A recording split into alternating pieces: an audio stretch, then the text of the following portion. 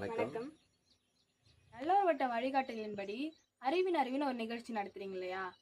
அப்படின்னா என்னதுங்க ஐயா? சிறப்புமா.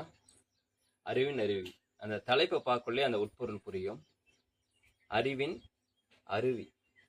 தன்னுடைய அறிவை அருவி மாதிரி கொட்டணும் அப்படின்றதுக்கான ஒரு களம் தான் இந்த அறிவின் அருவி. இதை சிந்தனை பேச்சு பயிலரங்கம் அப்படின்றது. இது ஒரு பேச்சாளர்களுக்கான ஆகச்சிறந்த ஒரு பயிற்சி பட்டறைமா. சரிங்க ஐயா. இதுல நம்மளுக்கு எந்த மாதிரியான பலன்கள்லாம் இருக்குங்க ஐயா?